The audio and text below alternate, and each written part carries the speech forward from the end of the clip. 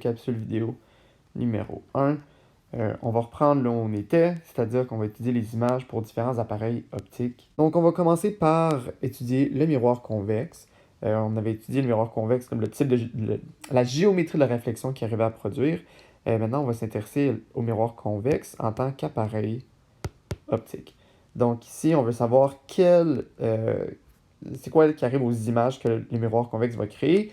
Et pour savoir ça, on va s'intéresser aux 4 caractéristiques des images créées. Donc vous pouvez prendre une seconde, faites pause sur la vidéo, puis aller retracer ce tableau-là. On va le remplir grâce à des exemples. On va utiliser 2 exemples. Un premier exemple où l'objet est très très proche du miroir, puis le deuxième où l'objet va être très loin du miroir. Pour dessiner ça, vous pouvez dessiner votre axe principal. J'ai identifié ici AP, notre miroir convexe, puis on va venir ajouter un objet. Je vais juste ajouter un arbre comme objet lumineux, parce que c'est quand même simple à dessiner pour tout le monde, j'imagine. C'est ici, ça peut sortir d'un brocoli avec du jaune, mais bon. Donc ici, quand on va s'intéresser aux images créées par ces objets-là, pour les étudier facilement, ce qu'on va faire, c'est qu'on va choisir un point source sur notre objet lumineux. On se rappelle que sur l'objet lumineux, il y a toute une panoplie, presque une infinité de points sources, mais nous, on va en prendre un. Puis par souci de simplicité, je vais prendre celui au sommet de mon arbre. Et c'est comme ça. Je vais juste venir rajouter sur mon schéma, je viens de penser. Ici, oups. Comme ça, le sommet de mon miroir. Ici, j'ai le foyer. Et ici, je vais avoir le centre de courbure.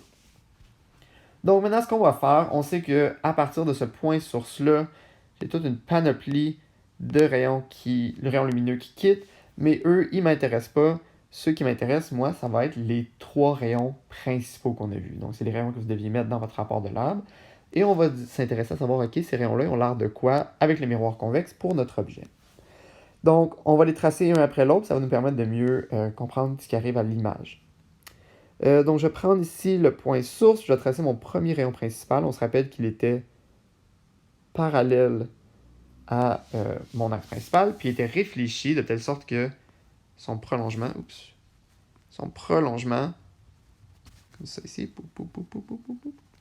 passerait par F. Je vais faire une ligne pleine. Ça sera plus clair. Fait que ici, le prolongement passerait par F. Excellent. Donc, on a le premier rayon principal. Par la suite, on va prendre notre second rayon principal. Je vais changer de couleur, je vais aller en bleu. Puis là, la caractéristique du second rayon principal, c'était quoi? C'est qu'il se dirigeait, il s'enlignait pour passer par F, comme ça ici. Fait que si je le poursuis, il serait allé vers F, comme ça.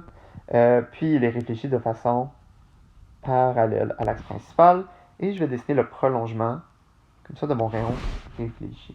Fait qu'on remarque déjà, j'ai un point, j'ai une tache où mes 2 rayons vont venir se croiser. Juste par souci de complétion, je vais venir dessiner mon 3e rayon principal. C'était celui qui était enligné pour passer par le centre de courbure. Oups, mon Dieu, mon trait est trop gros. Ici, comme ça. Qui passait vers le centre de courbure. Et puis, on sait qu'il rebondissait sur lui-même. Donc, ici, ce qu'on remarque... Attends, je vais mettre 2e en bleu, puis 3e en noir. Donc, ce qu'on remarque ici, c'est que tous mes rayons vont se croiser à cet endroit-là. Juste ici. Donc, c'est là que notre point image va venir apparaître. Ici, je peux l'écrire. Point image. C'est ici que notre image va se créer. Évidemment, j'ai fait l'exemple avec un seul des points sources. On pourrait faire cet exemple-là avec tout plein de petits points images. Puis on se rendrait compte que tous ces points images-là, comme ça, vont venir recréer notre image en tout. Ici, il me manque un E. Tiens, mais donc ici, ce qu'on remarque, c'est que l'image est créée, je vais prendre le rouge, l'image est créée derrière le miroir. On remarque que l'image est beaucoup plus petite et que l'image est en sens droit.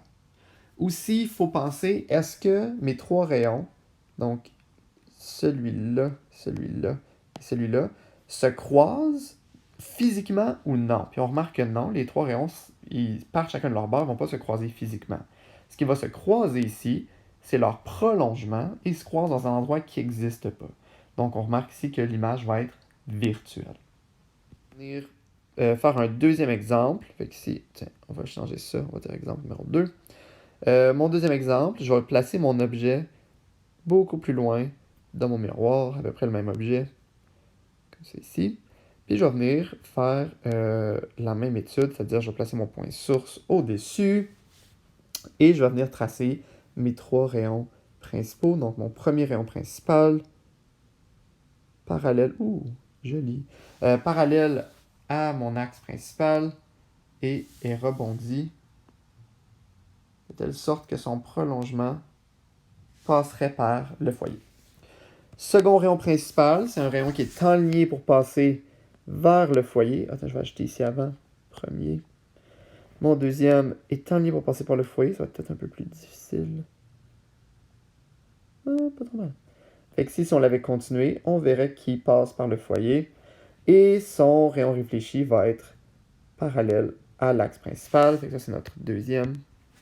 Ici, si je poursuis le rayon réfléchi, comme ça, derrière mon miroir, je fais son prolongement. On voit que ça a l'air de ça ici. Et finalement, si je prends mon troisième rayon principal, fait que je pars du même point source, je vais mettre un troisième rayon à ce point-là. Et je l'enligne vers le centre de courbure. Ça devrait donner quelque chose comme ça ici. Ok, pas trop mal. Fait qu'ici, on sait que le rayon va toucher le miroir puis il va rebondir sur lui-même. C'est la caractéristique du troisième rayon principal. Donc, encore une fois, on remarque que tous mes rayons vont venir se croiser à un point ici. Et c'est ici que le point image. Fait que là, ici, point image. Image va être généré. Si je faisais le même processus avec plusieurs points image, comme ça ici, je verrais apparaître une image. Donc si, encore une fois, on peut utiliser les caractéristiques de cette image-là, et c'est-à-dire que, ici comme ça, tu vas prendre le verre, l'image se retrouve derrière le miroir, qui est notre appareil optique. On voit encore une fois que l'image est beaucoup plus petite que mon objet. L'image est droite et non pas inversée. Et étant donné que c'est le prolongement ici des rayons qui vont se croiser et non pas les rayons eux-mêmes, et ils vont se croiser à un endroit qui n'existe pas, ça va être une image qui est virtuelle. Un résumé de ce qu'on vient observer. On a fait 2 exemples, l'un où l'objet était très proche du miroir convexe, l'un où l'objet lumineux était beaucoup plus loin. Puis on se rend compte que les images avaient toutes les deux les mêmes caractéristiques, c'est-à-dire que l'image se retrouvait toujours derrière notre appareil optique, derrière le miroir. L'image était toujours ici, virtuelle. Pas le meilleur placement pour le mot. Tant pis. Aussi, on a vu que l'image était toujours à l'endroit, donc l'image était droite. Et finalement, on a vu que l'image était toujours plus petite que mon objet. Donc on peut l'écrire aussi comme I plus petit que objet.